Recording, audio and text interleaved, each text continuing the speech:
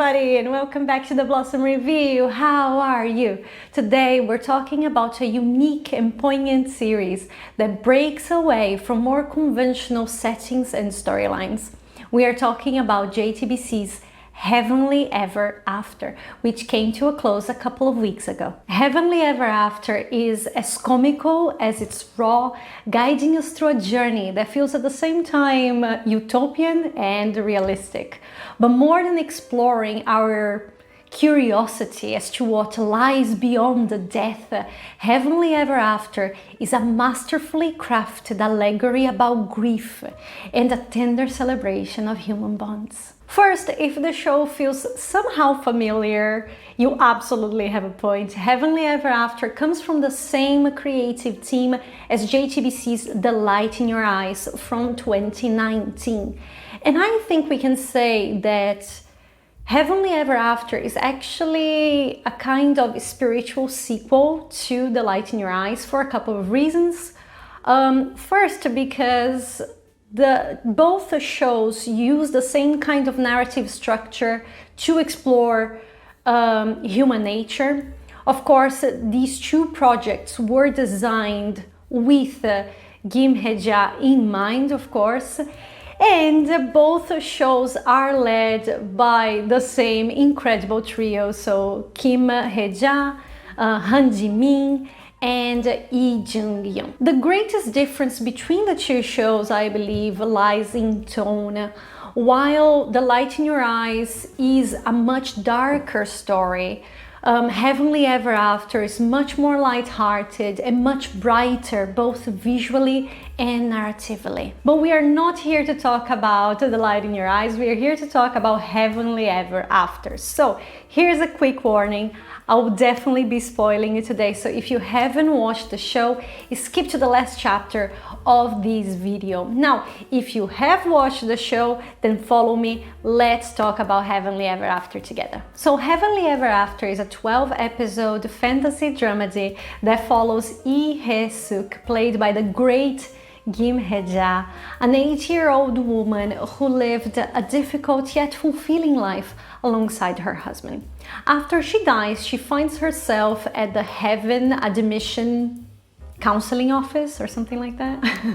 There, she decides to keep her 80-year-old appearance even in heaven for a simple reason. Because before her husband died, he told her that she had been pretty when young, but she was the prettiest now. So she enters heaven in her 80-year-old body and reunites with her husband, Ko Nak-jung, played by Suk-ku, in his younger 30-year-old body, to her absolute surprise. So Nak-jung and Hye-suk have to navigate this new life in heaven while facing the people and deeds that marked their life on earth. So first, let me tell you that I loved how Heavenly Ever After creatively played around with the ideas of heaven and hell by developing its universe and its circumstances, using concepts from Eastern philosophies such as Hinduism, Buddhism, Taoism, and shamanism. So world building is key to the development of Heavenly Ever After, and you can see how the script designs the world around Hye-suk episode after episode, establishing rules and limitations that the characters have to work with or sometimes even work around. So they are introduced to this new world alongside us. So we learn the rules and we learn how this universe works alongside the characters, which creates a more engaging experience for us. What's really fascinating about Heavenly Ever After is how they told this story in layers. So let's talk about these layers a little bit, break them down a little bit together. The narrative that unravels isn't about character development as much as it is about character identification. Hye-suk feels human. She's flawed, but she's resilient and fair. At 80, Hye-suk is the perfect product of her experiences. Her financial, social, and personal struggles shaped her into this headstrong, jaded, and skeptical old woman. She curses and lacks the elegance and the patience that you would expect from a heaven dweller, and she knows that. Hye-suk is aware of her own shortcomings, and initially she even doubts that she belongs in heaven. So superficially, Hye-suk is just this feisty, foul-mouthed old woman who somehow ended up in heaven. And here is where we start exploring the show's layers. So no one tells us or Hye-suk why she's in heaven, why she ended up there, why she belongs there. Instead, the narrative allows us to witness her life as observers, encouraging us to empathize with her and come to our own conclusions. We look from afar as she cares for her bedridden husband for years and years and years on end with nothing but love. We observe as she refuses to take more than what she's rightfully owed, or we follow as she sees and reaches out to a little girl who is suffering, or to an old man with no reason to live, or to a young woman who didn't even have anyone to conduct her funeral. We cry alongside her when she appreciates the love of a mother whose blood she didn't even share, or when she regrets her lack of understanding towards her mother-in-law. So through Hye-suk, Heavenly Ever After proposes a reflection on our own relationships, no matter how fleeting or how seemingly insignificant they may seem. Hye-suk reminds us that every word we share, every smile we offer, every helping hand we give matters. The bonds we create with the people around us define who we are, what we believe in, and the design of our own journeys. I think the idea here is the moments and emotions we share are the only things that may survive death, creating our legacy on earth and wherever else we might go from here. And this is also why Heavenly Ever After works with the ideas of reincarnation and karma so much, because the ideas of reincarnation and karma in Heavenly Ever After serve to strengthen the emotional weight of this theme. Relationships can take different shapes throughout different lives, but the emotions that arise from them can survive time and memory. So we owe each other debts of consideration, care, and understanding. And I think this is where Heavenly Ever After sort of works with the meaning of life. So the meaning of our existence in Heavenly Ever After is, of course, we live in order to correct our failings, but most importantly, to learn how to forgive and empathize with each other. Nak-jung is also a super important element in this story because he complements this theme through his undying love for Hye-suk, which he responds to in equal measure.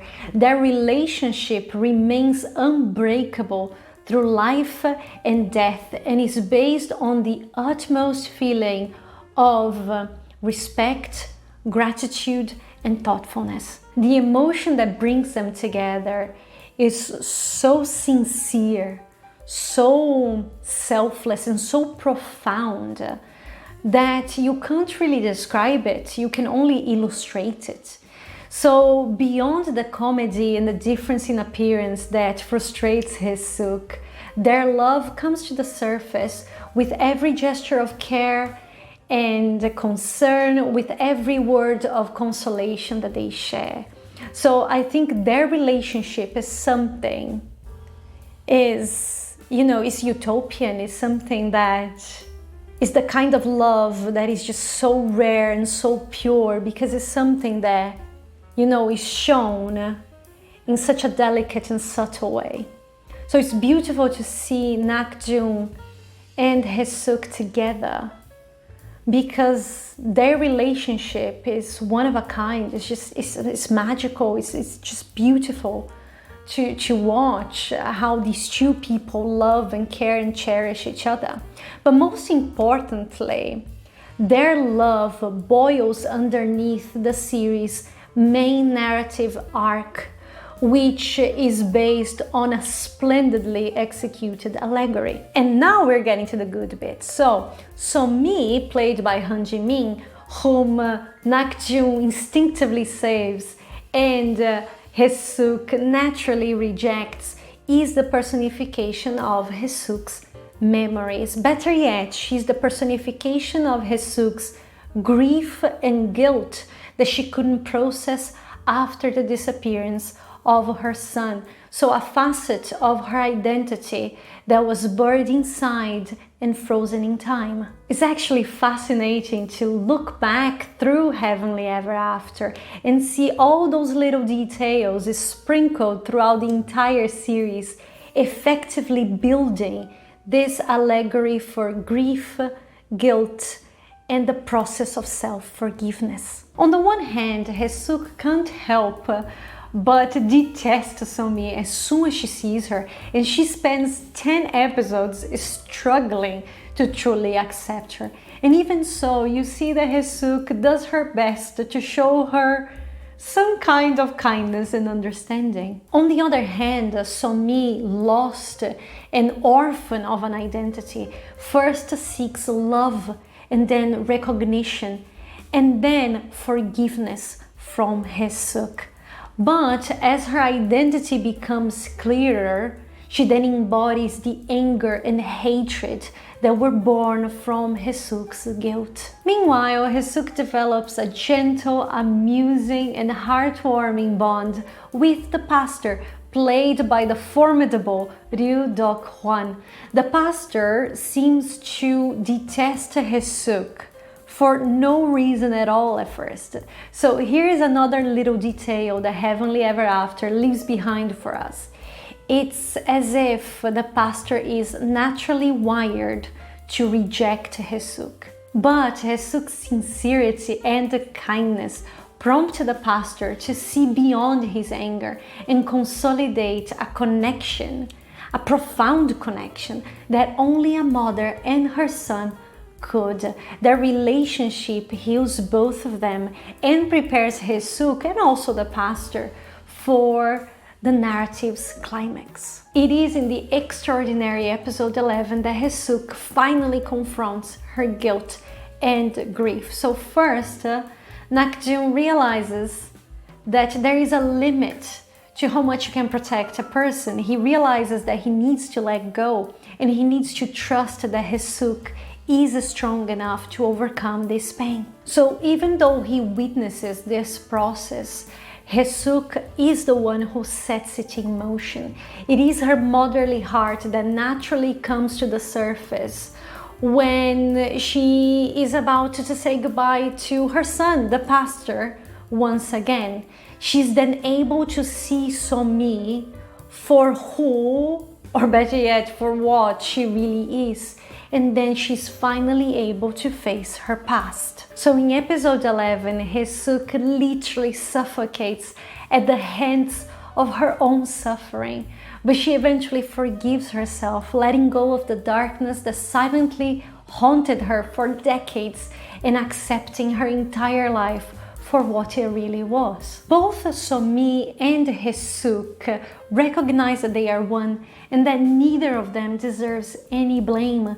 They deserve love, forgiveness, and compassion, which Hye-suk is belatedly able to understand. From there, Hye-suk realizes that her time with her son was limited, yes, but it was endlessly meaningful and deserving of remembrance, which allows the show to connect this allegory with the theme of human relationships once again. By combining well-rounded characters, a fantastical setting, And just a bit of mystery, Happily Ever After builds an engaging narrative that illustrates how difficult it is for us to face the darkest corners of our existence. Happily Ever After reminds us of our own demons and fears and regrets that we might choose to forget, but that continue to haunt us nevertheless. So just like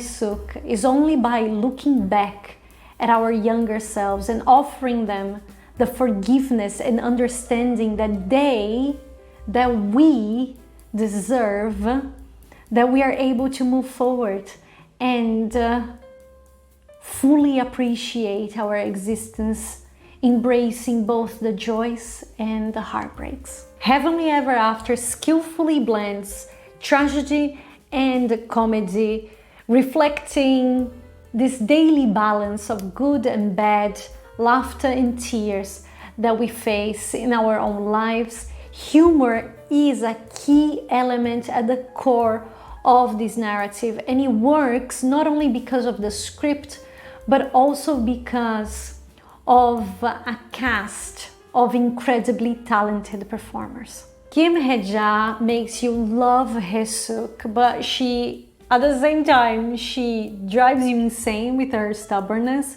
She makes you cry with her pain. She makes you laugh out loud with her one-of-a-kind expressions. I mean, Kim Hye-ja is just so unbelievably natural at times that you can't tell if she's acting or if Suk is just a persona within Kim's identity. Kim Hye-ja she's incredible. I love her so much. She is just extraordinary. She's an extraordinary actress and I love her so much. Whatever, that woman is incredible. Seriously, I love her too much. Anyway, of course, we need to mention the rest of this incredible cast. So, Suk-ku, Han Ji-min, Lee Jung-gyun, Ryu Duk-won, and Chung Ho-jin are just as charismatic as our leading lady, and they all balance these emotionally intense scenes and these hilarious sequences and double personalities with such finesse, and they are able to not only respond but elevate each other's performance in a way that is just beautiful to watch. And a special mention needs to go to Shin Min-jae and Kim Chong-gil, who played our lovely dogs Jajang and Jampong and delivered such silly but vital roles with perfect dramatic and comedic timing. So they were incredible. I think the entire cast, this show is just, the cast is excellent, amazing. Love you. So the final question is, should you watch Happily Ever After? Happily Ever After offers a whimsical portrayal of the afterlife, making exceptional use of a compelling allegory to explore its themes and design its characters' journeys. Counting on a perfect cast, layered narrative and dialogue, and unconventional storylines, Suk's journey is marked by warm humanity and empathy. As the series blends moments of raw honesty, comical shenanigans, and heart-stirring exchanges, Happily Ever After fascinates and entertains. Happily Ever After is on Netflix. Quick reminder that an even longer review of Happily Ever After with our technical notes and everything can be found on the Blossom review. I'll leave a link in the description if you want to check it out. And over on Substack, we reviewed Netflix's Lost on Starlight this week. I'll also leave a link if you want to give it a read. And I hope that you leave a comment with your own ideas and thoughts on Happily Ever After. I also hope that you like this video and you subscribe so I can see you here every week for a new review. Guys, thank you so very much for being here. Have a lovely day, have a lovely weekend, and I'll see you very soon. Take care of yourself. Bye bye.